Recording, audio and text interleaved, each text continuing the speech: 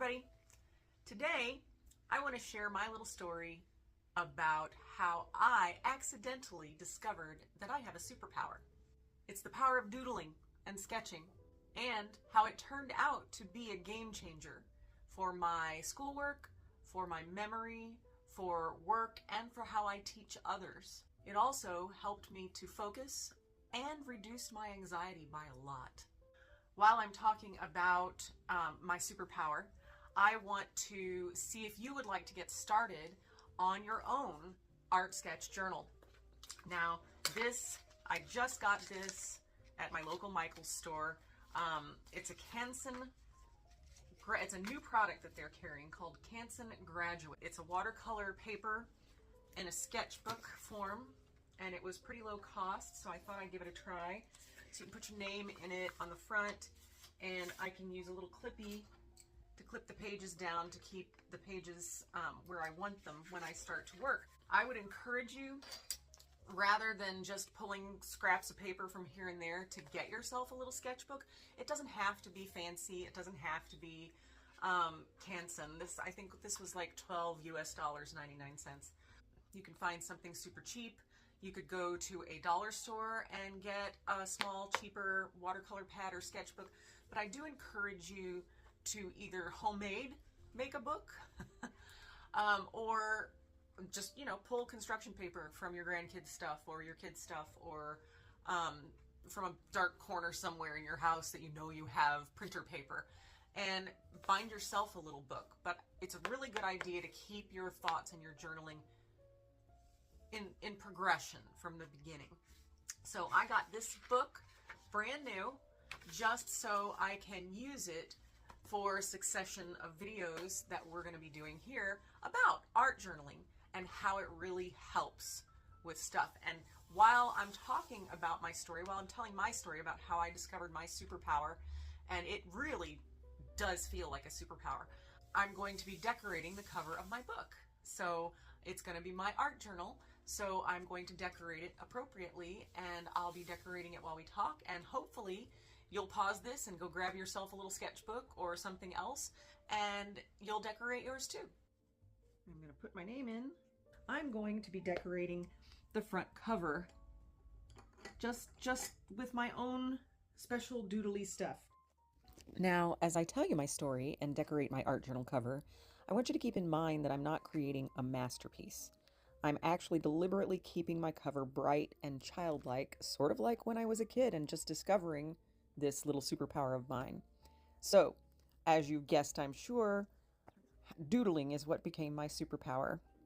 So today, I want to share a little story about how I accidentally discovered the power of doodling and sketching, and how it turned out to be a real game changer for my memory, my focus, and even my anxiety.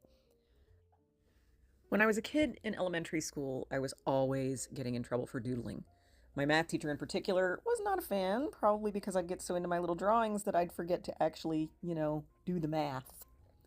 But by fourth grade, things had gotten so bad they almost held me back.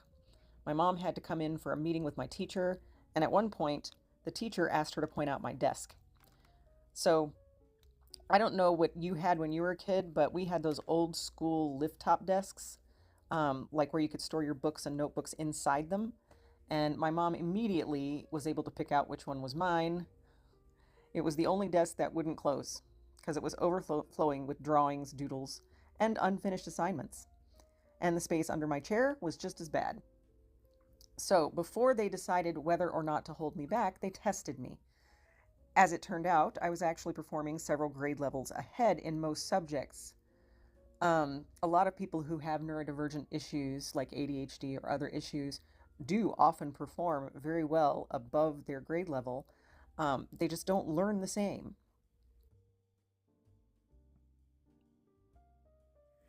So they let me move on, but here's the kicker.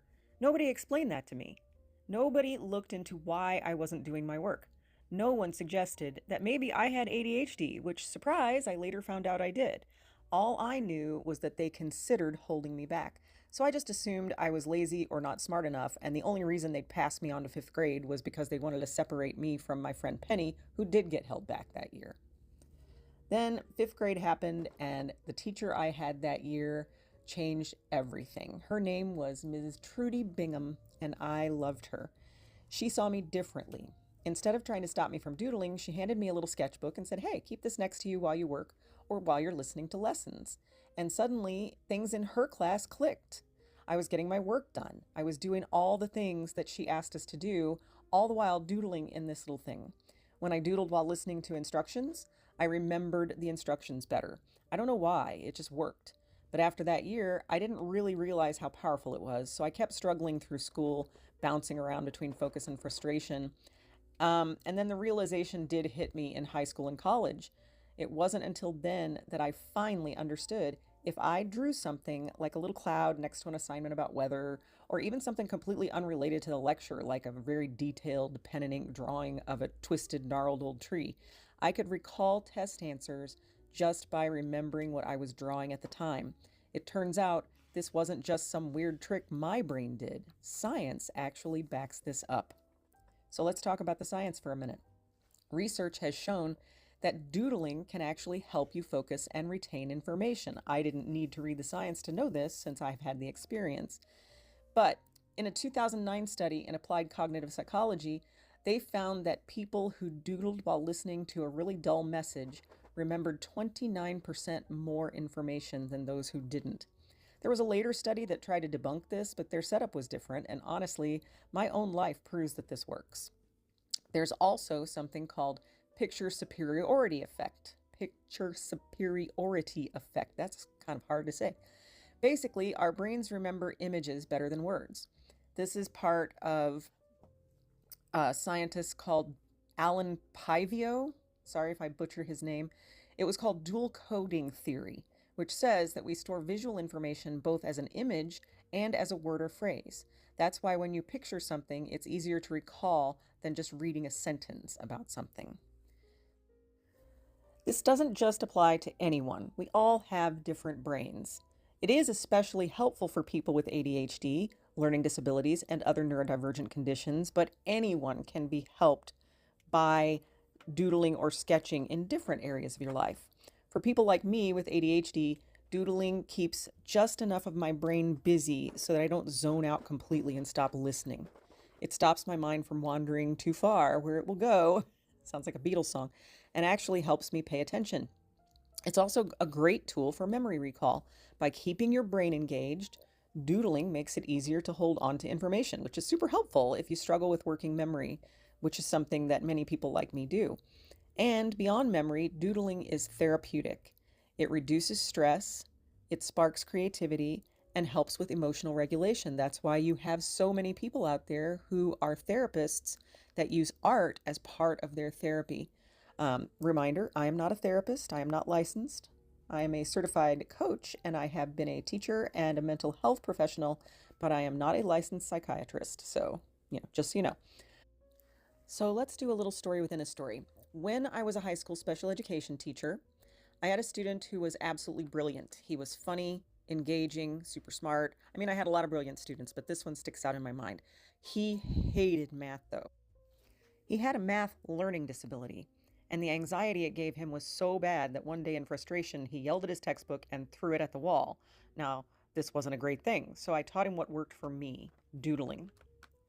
I introduced him to sketchnoting, which is a method of visual note-taking that combines drawings, symbols, words to record information.